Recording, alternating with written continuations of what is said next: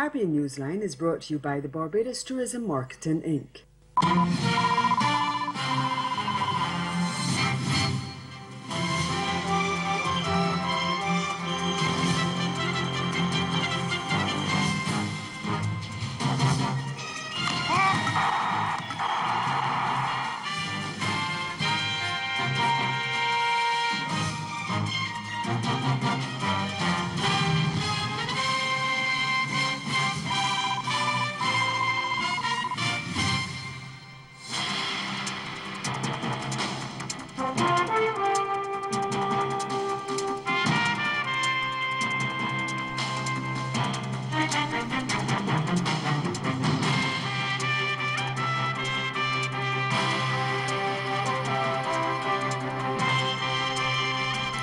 Trinidad and Tobago rolls out a national crime prevention plan.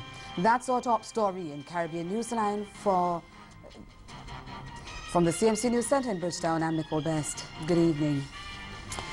The government of Trinidad and Tobago has launched a national crime prevention plan aimed at getting communities involved in the fight against crime. Speaking at the launch on Wednesday, which was boycotted by the opposition United National Congress, Security Minister Edmund Dillon reiterated his call for a united approach to reclaim the country from those who are bent on and are supportive of criminal and lawlessness. The program would be executed through a collaborative partnership with other ministries as well as public and private sector stakeholders. Dillon says it is not a reactive measure demonstrating the physical and tactical force of law enforcement agencies, but it is a proactive measure to effectively address and remedy the social roots of crime in order to eliminate the factors that drive crime.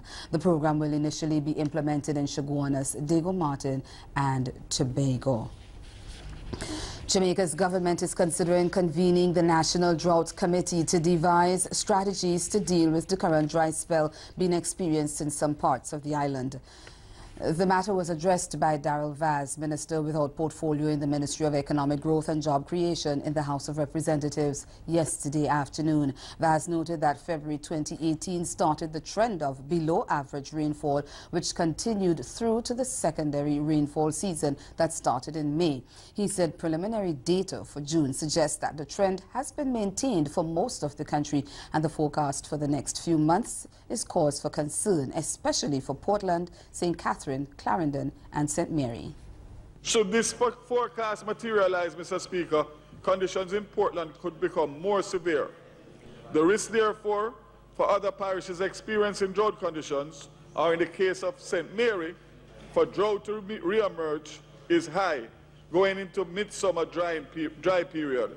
The SPI also forecasts severe drying, particularly in Portland, St. Catherine, Clarendon during the months of July to September. Consideration is now being given to convening the National Drought Committee to give attention to the strategies that may be needed to be employed should the island be forced into a more widespread situation.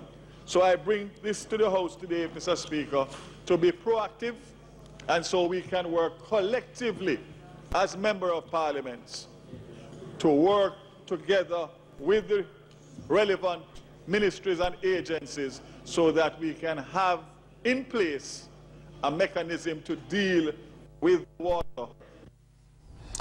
An attorney in the appeal case of incarcerated entertainer Vybz Kartel and his co-accused has asked the Court of Appeal judges to quash their conviction and not to order a retrial. Attorney Valerie Nita Robertson, who was continuing her submission to the judges on Wednesday morning, claimed there were a number of factors which prejudiced the murder case and denied the entertainer, whose real name is Adijah Palmer, and his co-accused a fair trial. Robertson said the factors affecting the case include the adverse publicity from the Police Corporate Communications Unit, alleged jury contamination, tampering with evidence, and what she said was the trial judge's failure to carry out his functions. The attorney said the cumulative effects of all these deficiencies denied Palmer a fair trial and led to his conviction. Palmer is appealing the life sentence imposed on him in 2014 for the murder of Clive Lizard Williams on August 16, 2011. Sean Campbell, Andre St. John and Kahira Jones were all convicted of the murder. St. Lucia's Prime Minister Alan Chastanet has signaled that his government is going ahead with a controversial US $5 head tax on visitors to the island. Addressing the 6th annual St. Lucia Showcase North America on Wednesday morning, he told local tourism players and travel partners that the tax will go towards providing a dedicated marketing fund for the St. Lucia Tourism Authority. Meaning that it's a swap. So we will be reducing the taxes to the hoteliers, but increasing, putting on a head tax. That head tax will go specifically to the Tourism Authority. So it means that the monies will no longer be going into the coffer of the state. And that money now means that the Tourism Authority will be working independently with its own budget stream. It doesn't have to work within the government's budget stream anymore. And we're looking at having upwards of between 15 and 20 million US dollars a year pumped into that, and with the dedication that the vast majority of that money is going to be used for marketing. The Prime Minister also announced that a loan for a new airport has been approved. He said word of the approval came just Tuesday night. So it means that we're going to be commencing construction of the new airport this fall. And the new airport is going to be able to have the capacity of 1.5 million passengers. So we're going to have jet bridges, and we're also going to be putting in new systems. So as I keep telling all the people who work at the airport, we're not bringing old habits to the airport. So facial recognition technology, the idea that you don't have to fill out your immigration cards, that you'll actually be processed through it. We're actually trying to put systems in it that the people's bags can be delivered to their hotel.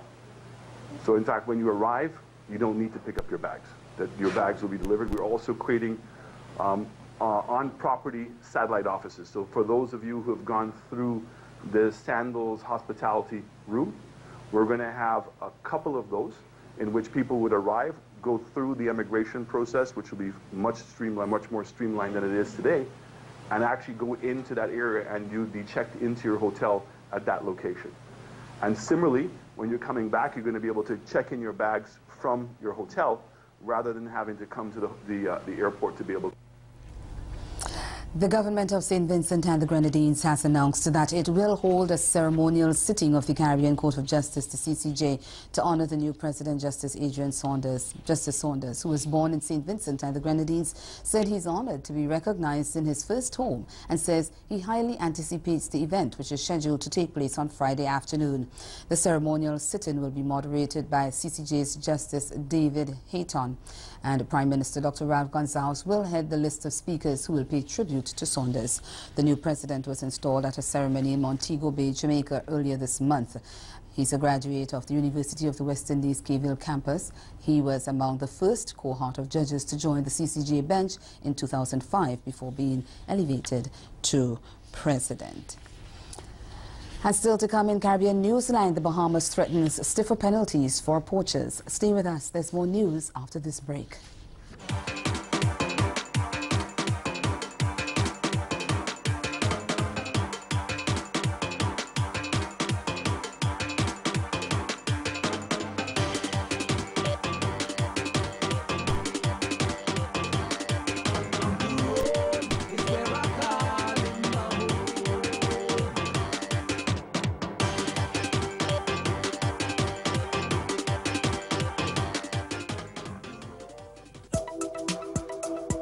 Join leading media and communications executives as well as climate change experts in Kingston, Jamaica from August 13 to 15 for the Caribbean Broadcasting Union 49th Annual General Assembly. This year's assembly, held in partnership with the CARICOM Climate Change Center, explores the theme, Building Resilience to Climate Change, Business, Technology and Content Options for Caribbean Media. Featured presenters include the Honorable Dr. Rural Reid, Jamaica's Minister responsible for information, the region's Chief Climate Change Negotiator, Mr. Carlos Fuller, the Caribbean Telecommunications Union, the Broadcasting Commission of Jamaica, and the International Telecommunications Union Caribbean Office.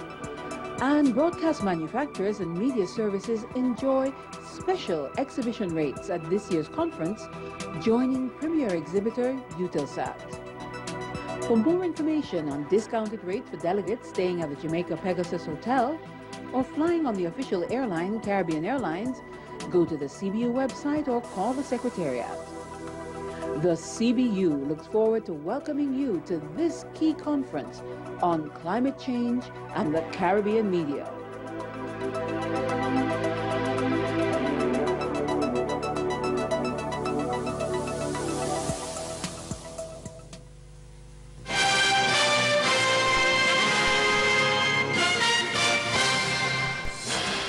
There are calls for stiffer penalties to be imposed on poachers in Bahamian waters. The call comes on the heels of an alleged threat made by Dominican fishermen to harm Bahamian fishermen. President of the Bahamas Commercial Fisheries Alliance, Adrian Laroda, says if specific legislation is enacted swiftly, then the act of poaching can be discouraged. We get more in the ZNS Network News report. Laroda is calling on the government to implement stiffer penalties to deter persons who are illegally fishing in Bahamian waters. Laroda told ZNS News yesterday the revised Fisheries Regulation Act calls for stiffer penalties to address poaching in the country. It's still in the discussion stage. It hasn't gone to Parliament yet, so we are encouraging the government to bring it to Parliament as quickly as possible, even if only parts of the legislation could be enacted now. Because quite frankly, our main issue right now is that through the loopholes in the current legislation, foreigners are able to come in and work in the Bahamas fishing industry.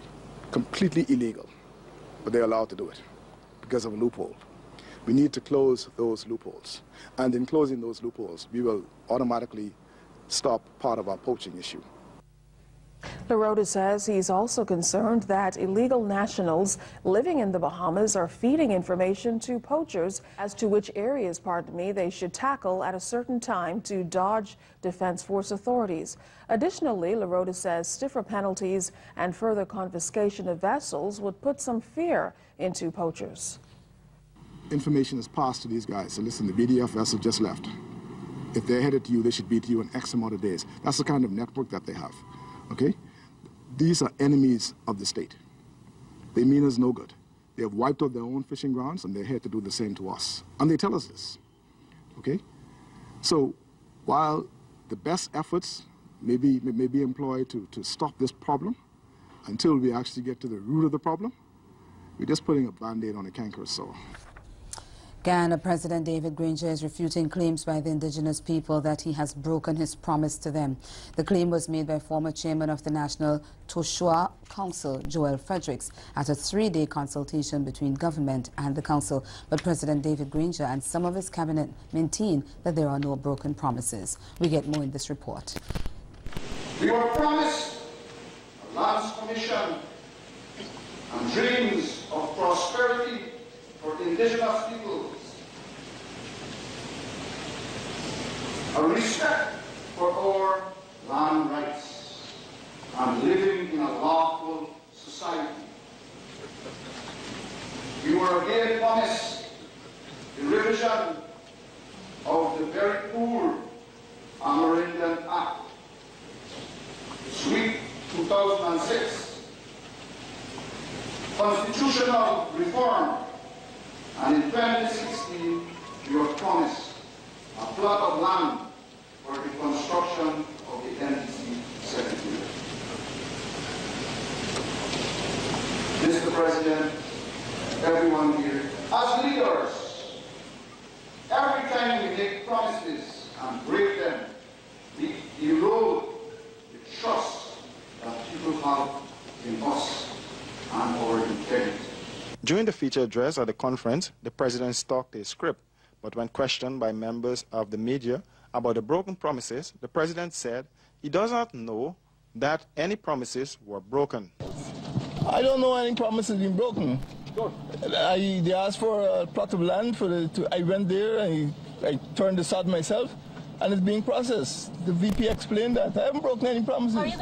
While the president did not elaborate, his other ministers of government, led by Prime Minister Moses Nagamutu, set the record straight. That constitutional reform is a process that is in the National Assembly. So what do? You jump the head of the National Assembly and do something in constitutional reform. The bill is there in a bipartisan select committee of the House. So the issue of title in. This is a matter that has been going on. Consultation has been taking place. There are various levels of consultations taking place, and I'm told that there are, in fact, some titles that are already near perfection to be handed out. I think the chairman anticipated that he hoped that soon there will be 15 titles. The president said the NTC must plan and ensure sustainable livelihood, both in human well-being and create opportunities and reduce inequality between the coastland and the hinterland communities. Still in Guyana, there are cries of racial imbalance at certain institutions, but the Ethnic Relations Commission says it is of the view that choice by applicants play a major role in most, if not all, of these situations. The country's main opposition party, the People's Progressive Party, in recent times has complained that the majority of staff at the Guyana Elections Commission is Afro-Guyanese.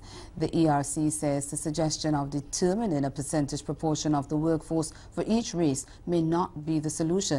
We get more in this HGP news report. The issue of ethnic or racial imbalance being raised in certain quarters is nothing new to the Guyanese populace. But according to the vice chair of the recently reconstituted Ethnic Relations Commission, Norman McLean, choice is a factor which plays a big part in such situations. Freedom of choice is a voluntary issue. People who go to the army and the police force volunteer. It's not as if you have to come at a certain age, so it's freedom of choice. So that is what applies. Mr. McLean says that even if one were to come to a rule that determines the ethnic or racial proportions in specific public organizations, such as the army or the police force, there's no guarantee that it would be a prudent or successful move. The ICJ in the early days talked about trying to balance the police force because it was too heavily balanced against Negroes, and that didn't work. People, you can do the same thing if you look at East Indians as being entrepreneurs. Why so many people, I mean, when I was in the Private Sector Commission, the first 100 businesses nearly were all East Indians, but there was choice. So I don't support this thing about having a decided figure and quotas. I don't agree with that. Meanwhile, Chairman of the Ethnic Relations Commission, Dr. John Smith, who shared similar sentiments, added that in cases where it is found that there is indeed ethnic or racial imbalances, but not because of the freedom of choice, the ERC will need to determine what route to take and what strategy to implement. We'll have to see where we are and move from there, okay? Like I said, we just made the 10th to the first statutory meeting. 2 months have come and gone. And so we're working together, and we put together, get our heads together, not bang our heads together, and see what strategy we come up with. The ERC has been mandated by the Constitution to promote good relations, harmony, peace, tolerance and understanding between all peoples of Guyana. And ahead in Newsline Sport, the Jamaica Athletics Administrative Association is to appeal an IAAF decision to award one of its athletes a silver medal at the just concluded Under-20 Championships. Stay with us. Sport is next. This hurricane tip comes to you compliments the Caribbean Disaster Emergency Management Agency and the Caribbean Media Corporation. Be prepared. Clear roads and clean up debris from surrounding areas.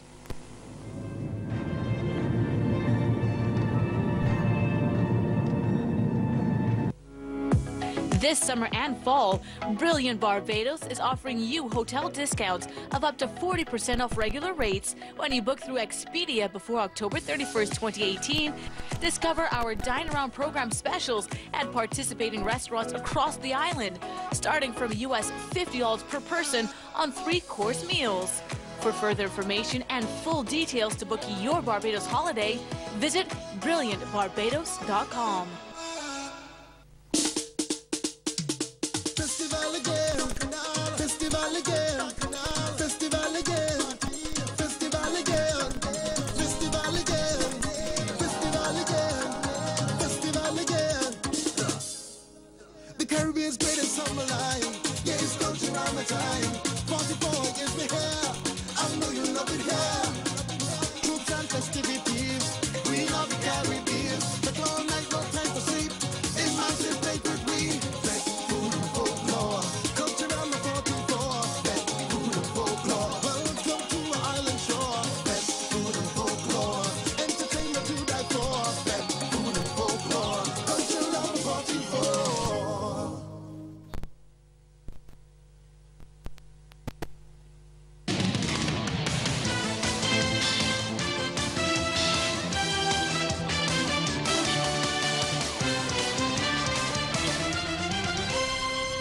The Jamaica Athletics Administrative Association will appeal a decision by the IAAF to award one of its athletes a silver medal at the just concluded IAAF Under-20 Championships. Brittany Anderson was denied a gold medal at the 100 meters women's hurdles final when she and American Tiana Jones they crossed the finish line in a time of 13.01 seconds. Now, according to the official IAAF competition rules, once the official timing shows that both athletes had the exact same time down to the 1/1000th of a second, it means that both athletes are tied and that Anderson should have been awarded a gold medal. However, Williams was given the silver, and according to team coach Michael Dyke, the JAAs will pursue the matter. I'm concerned about how the decision was made, because we went and did what was necessary to ensure that the athletes get the best decision. And at the end of the day, you know, the photo finishers, they were still saying that the American girl won the race by a very narrow margin, which we could not see any numbers to differentiate. You know, but it's still something that the JHA will take up as we move forward. Meanwhile, Jamaican athletes who competed at the IAAF World Under-20 Championships in Finland are quite happy about their performances. Jamaica copped a historic 12 medals at the tournament. TVJ's Jordan Fort reports. 16-year-old Brianna Williams was a standout on the highly successful team, having become the first Jamaican to cop the sprint double since Veronica Campbell did so back in 2000 in Santiago de Chile. But despite entering the championships as one of the best in the world, Williams says she was surprised by her achievement. Yeah, I was really surprised, especially in both events. It was a hard field, but I got to it. And she says a spot on the senior team is her next goal. Well, my season's finished, so next year I'm going to try out for, you know, the World Championships next year. Another one of the athletes looking to take his talents to the Senior World Championships next year is long jump bronze medalist Wayne Pinnock. I'm looking forward to for next year World Champs. Coming stronger next year. Looking for a new person myself. Christopher Taylor was a world leader over 400 meters and was expected to win the event. But in the end, he said a lack of preparation did him in. Well, I mean, it's a learning process for me, so I think whatever has happened as a learning process and move on from that. It took a lot out of my body, you know, in that I didn't train for the 400 at all. I didn't run anything over 150, so it took a toll on my body, and it showed. Cheyenne Salmon, who captained the team, says she was still very pleased with her individual performance in the 400-meter hurdles, despite falling short of gold. I'm not disappointed at all. It was a very good race. It was well executed, but unfortunately, it was just not good enough on that day. But I got strong competition from Zeni, and I think she was a very good competitor, so I'm very okay with my silver medal. And coach Michael Dyke says the spread of medals was what impressed him the most. We had good medals coming from even in the field, where we had Kai Chang winning the discus throw. We had Wayne Pinnock in the long jump. You know, those are somewhat of unusual medals coming out, along with I would say the most outstanding performer of the mid, who was Brianna Williams. You know, Christopher Taylor, who won a silver. You know, so overall, I think the team did extremely well. And moving now to cricket, Barbados is now the Under-17 champion after dismissing Guyana by 6 wickets on the 5th and final day of the regional Under-17 championships at the National Cricket Centre in Trinidad and Tobago. A century from Antonio Morris gave Barbados victory with flying colours following their runs chase of 181 for 9 set by Guyana. He smashed an unbeaten 101 as Barbados ended their innings on 184 for 4. Guyanese all-rounder Nigel Deodat picked up figures of 3 for 25. Over at Gilbert Park, Chaguanas host Trinidad and Tobago whipped Leeward Islands by 5 wickets. Batting first, the Leeward Islands were dismissed on 124 off 31 overs. Rashid Henry top scored with 49. Medium pacer Leon Bassanu dismantled Leeward Islands' batting lineup, taking 4 wickets for 39 runs, while Samir Ali had 2 for 7. An unbeaten knock of 67 from TNT batsman Leonardo Julian did the trick to give the home side a victory. And at the Brian Lara Cricket Academy in Tarouba, Jamaica suffered an 83-run defeat at the hands of the Windward Islands. The Jamaicans were dismissed on 109 in their runs chase of 192 for 7 set by the Windward Islands. Their total was propelled by a half-century by Lee Solomon, while Keegan Arnold chipped in with 30. Dominic and Akeem Augustine Gas-Orgis returned in the crease, and in the reply, they picked up 2 wickets each to help send Jamaica packing in the 47th over. Still in cricket, Sunil Ambrose and John Campbell stroked lively half-centuries as West Indies A earned a draw against English County Surrey on the final day of their first-class tour match in London on Wednesday. Left to survive 2 sessions after the host declared at lunch with a lead of 361, Windies A safely navigated the afternoon at the Oval to end on 194 for 3 in their second innings. Test batsman Sunil Ambrose sent selectors another reminder of his quality with an unbeaten 63, while opener Campbell struck 55. Vishal Singh chipped in with 26. Opener Chandapal Hemraj got 23, while wicketkeeper Devon Thomas finished 22 not out. Surrey had earlier added 111 in the first session as they coveted their overnight 62 for 1 into 173 for 4 declared in their second innings. Ryan Patel unbeaten on 30 at the start, top scored with 48 as he extended his second wicket stand with Mark Stoneman to 79. He put on exactly 50 for the third wicket with Will Jacks, who made 47. Speedster Odin Smith was the most successful bowler with 2 for 15. Over to Guyana, the National Ruggers team have ramped up its preparation for the CAC Games. While the tournament will kick off in August, head coach Lawrence Adonis is expressing concern about their preparations, but he remains optimistic about the side's ability to do well at the Games. And that's the sport. Stay with us. We'll be right back. Caribbean Newsline is brought to you by the Barbados Tourism Marketing Inc. It starts from sunrise, a city filled with an island vibe, music, people, color, friendship, culture, and the warmest of smiles. Come enjoy the unique costumes, pulsating steel pans, exotic culture, exciting fetes, and unforgettable people. Discover Antigua's Carnival, the Caribbean's greatest summer festival, July 27th to August 8th, because the beach really is just the beginning.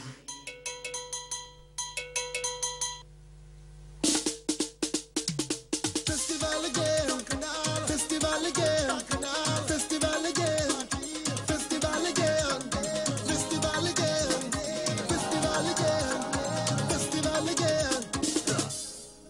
The Caribbean's greatest summer line, yeah, it's country around my time. Party boy, is me here, I know you love it here. Festivities, we love the Caribbean. The clown night, no time for sleep. In massive break with we. Best food and folklore. Culture on the 14th floor. Best food and folklore. Welcome to our island shore. Best food and folklore.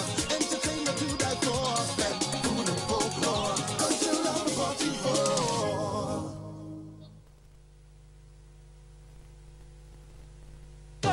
Her passion for what she believes is unmatched. So you couldn't, I wanted to get to the point where you can shake me off that perfect piece. She's a book-off radio host, philanthropist, and motivational speaker. And I said, I'm going to write you a check for $10,000, which I'm not. Spirit, soul, and body. To get them some help through the transition.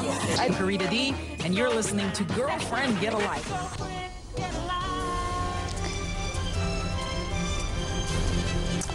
And that's Caribbean Newsline. For news and sport around the clock, subscribe to CarnaNews.com. And for more of our programming, log on to CariVision.tv, subscribe to CariVision's YouTube channel.